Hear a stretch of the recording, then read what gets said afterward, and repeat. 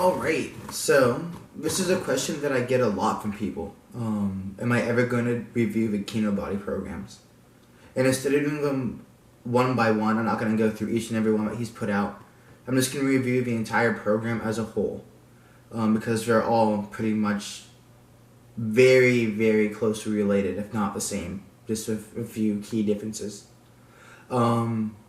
First, I'm going to say some really good things about the program because it's not a bad one. The first one is that it puts a barbell in hands of people who probably wouldn't have touched one. I'm talking about younger guys in high school who may be overweight or skinny. And the first thing they're taught is either to hop on the treadmill to lose some fat or get on some sort of weight machine and try to build some muscle. I'm a big fan of barbell lifts. You can't get around the fact that the barbell has historically been the best way to put on some muscle mass. And the program does a really good job of putting the bar in someone's hands. The next is progressive overload. Any program that is based on adding weight week to week will have some modicum of success. Even if it's small, it'll still be some sort of success. This is versus programs that don't have a set progression scheme or just have you do pump workouts and then go home. And then the third thing is the dieting. A calorie deficit is a calorie deficit. You can't get around the fact that when you eat less food, you're going to lose weight. And the program gives a very clear way for people to achieve a physique that they think they want. Anyway, getting into more of my review, on the flip side of that nutrition, in my capacity as past moderator for the programs, intermittent fasting, in and of itself is not a bad thing. Kind of like a spoon doesn't get you fat, but the people eating the spoon or using the spoon to eat will get themselves fat. Intermittent fasting caused a lot of grief. A lot of people were more obsessed with sticking to their fast than actually just eating under calories. And in very few programs does Kinobody or Greg say you absolutely have to use intermittent fasting, but it's heavily implied that you did and that you won't get results if you don't intermittent fast, and that is not true. I'm not going to go into the science of intermittent fasting, but what I will say is that it's not revolutionary. People have been skipping breakfast since the beginning of time, and there's no added hormonal benefits to intermittent fasting. It's all just calories in, calories out. Even that small, maybe 1 to 5% uptick in metabolism only accounts to 10 to 50 calories extra burn per day. And I guess if you're really in a position where you need to burn 10 to 50 extra calories, then go for it. But it's not that big at the end of the day. Like I'm probably burning more calories talking in this video than I would from actually intermittent fasting. Also, the program itself, programs, I have them all. I was also a customer of Kinobody before I became a moderator, and I did the program, so I know what I talk about. The programs themselves are very, very low volume. If you're not a true beginner, you won't get anything out of them. Point blank period.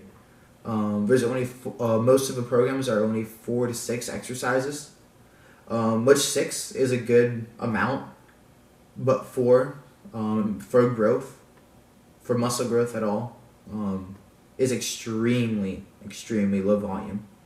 Like, to the point where there's not an effective dose for you to gain any sort of muscle. Which is why a lot of transformations in Kinobody take months to years. When you can see other people on YouTube, on Instagram, or even just like that you talk to in the gym, get the same results in weeks to months. Because they're running a program with proper volume and intensity that's managed. Building off of that, the program isn't periodized in any way. And periodization may sound fancy and scary and confusing, but it really just is a scheduled change to a stimulus from the exercise that you're doing. Changing the rep range can work for some beginners, but if you have actual weight training and bodybuilding slash powerlifting slash just general fitness experience in general, you won't get anything out of changing exercises or changing the rep ranges. That's not enough change in volume slash intensity in order to have sustained growth. Also, reverse pyramid training, I would argue, is suboptimal because at a certain point, you keep reducing the volume so much and the intensity. You keep reducing the intensity so much, right? You can't get enough volume out of high enough stimulus in order to keep growing. So, for example, if I were to bench 225 and I were to subtract 10% of that, and 10% of 225 is 22 and a half. So I would get 4 reps of 225, 10% off that, so 205-ish pounds. And then another 10% off of that, which gets me into the 180s. I'm not having enough sustained volume at a high enough weight in order to actually grow. The human body is capable of recovering relatively well if you treat it good enough. If you get enough sleep, if you get enough protein, if you get enough carbs, if you get enough fat, it'll recover from what you throw at it. I would argue that straight sets are better. I would even argue that a classic powerlifting technique, the top heavy set slash single, and then back off actual sets are much better of a choice than RPT. The main argument for reverse pyramid training is saving time. And yeah, that's cool. But if your workout takes longer than an hour to an hour and a half to finish, then you really even need to get back into focus. Eliminate some of the useless volume that you may have. There's a fine line between volume that will stimulate you and volume that is just stupid and not doing enough at all. So, that being said, I don't think reverse pyramid training has any great valid use outside of beginners. And then it also gets to a point where you're just lifting too heavy too often. It's reverse pyramid training, for it to work, is required for you almost to have a heavy maximal lift and then sub maximal lifts. So you're just not getting anything out of it other than maybe a temporary change that your body adapts to relatively quickly. So either way, it's just not a good situation for huge growth gains, which again, that's why it takes months and years for a lot of people to have good results on the program versus weeks to months. It's not because they're on steroids or they have some special secret. They just do a program that's suited to adding muscle very well. Though I will say that the programs are very good if you want to maintain what you have already. If you're happy with what you have, if your cookies are baked and you just want them to cool off, then Kinobody's the program for you. It'll maintain what you have very well. You see that a lot with a lot of older members that were part of a community. They've been doing a lot of other stuff, whether it be bodybuilding or powerlifting, and just got sick of doing what they're doing, wanted something new, and wanted to maintain what they have rather than build on where they are at. So they use Kinobody as a maintenance program, and that is something that is 100% awesome. If you are happy with yourself, cool. If you want more out of your training, I would suggest looking somewhere else. Another common complaint that I would get were elbow and shoulder injuries from the exercise order and selection. Any program that I'm not going to say a program in and of itself caused injury, because the person could have been user error, the form could have been bad, but when a lot of people tell you the same thing, something's got to be up. So I would change a lot of the order of exercises. I would also put more emphasis on training legs. Just because you don't squat or deadlift doesn't mean you can't do Romanian deadlifts, for example, or the front squat. Bilateral barbell movements elicit growth. Through whatever mechanism, historically, they've just gotten people muscular, they've gotten people aesthetic. Ask the most jacked guy at a gym, they'll say that they do heavy barbell movements, and that includes training legs. Even if you wanted to jump higher, you need to do some explosive barbell work with heavy load. Or you need to do sport-specific training, neither of which the program really provides for you. I mean, yeah, it's cool that Greg can dunk and everything, but I would attribute that more to his genetics than to his training. Because there's a way to train for jumping, for his plyometrics, for his power development exercises, and none of the above are in the programs. Also, with the programs, I've heard that there's been a relatively large price hike.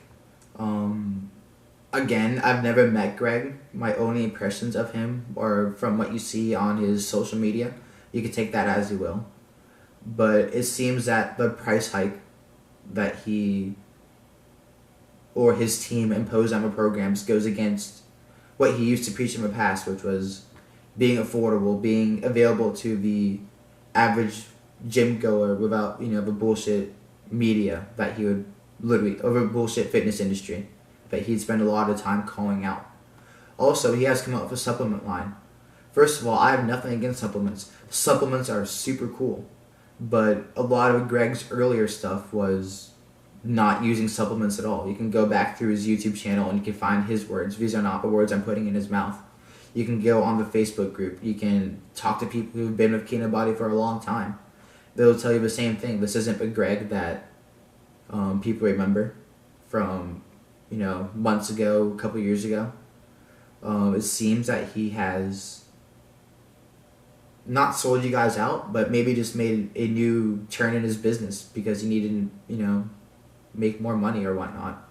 So, again, that's just my opinion. I don't know why they had a price hike. Maybe it's something that has to do with a change in the company, but it's just not the same Kinobody that a lot of people started, with. And I'm going off of that. I'm glad that I have the opportunity to branch out into my own thing. I design programs for a living. I'm a coach. I'm also a competitive powerlifter. You can see I'm not, busting out of my skinny jeans. I'm not overweight, and I still lift heavy weights. And all of those gains have come from just experience.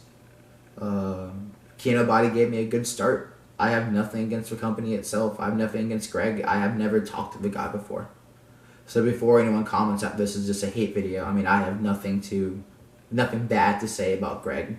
If you think he's on steroids, I kind of laugh at you. That just means you haven't been in this industry very long.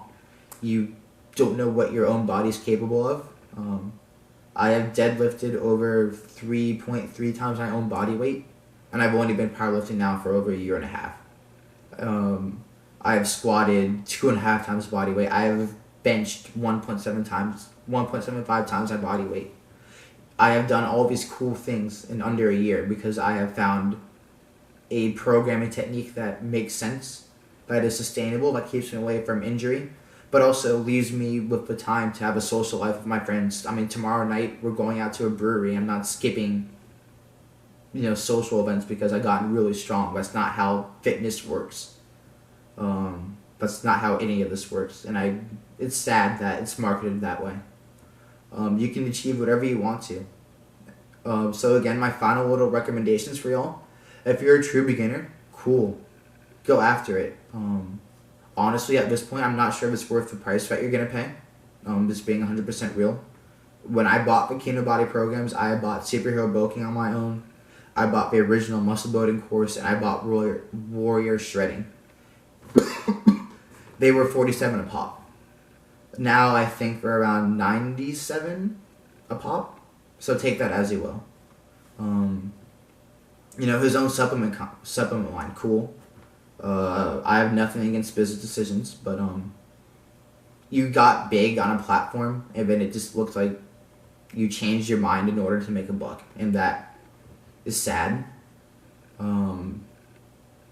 It's not cool to the people who are loyal to you for that very reason. So again, just whatever to me. Cool. Make your money, bro. That is awesome. But that being said, you all have a great weekend. Drop a comment below if you have any questions whatsoever. Please subscribe. Please like my videos. Leave me some feedback. I'm not the most technically creative guy with a camera, but I do try my best to learn something new every day. I just figured out how to color correct yesterday night, so that's kind of cool. I have a meet coming up, 13 January, that I'm going to start really documenting and Just tell you why I do things, how I do things, what my programming is like, what qualifies me to program, the things that I do during the day with clients. Some of them said that they'd allow me to have an intern film, so that's cool. My boss said I can film some of the adult classes, so I'll be taking some clips of that just for some content, some filler stuff. And just my life in general. I like beer. I like sports. The Dodgers just beat the Astros tonight, and I hate the Astros because they beat my Yankees. Pittsburgh plays tomorrow night. I'm going to be watching that game. I'll probably film my reaction because I'm just a normal bro from Bristol, Virginia, you know? Just trying to make it. You know, I'm a personal trainer. I train people. I coach people. YouTube isn't my full-time job. I don't want it to be my full-time job. I enjoy being in the gym, helping people reach their goals too much. So anyway, before I say all this, so people don't think I'm just hating on Greg or hating on the company, honestly, I don't care.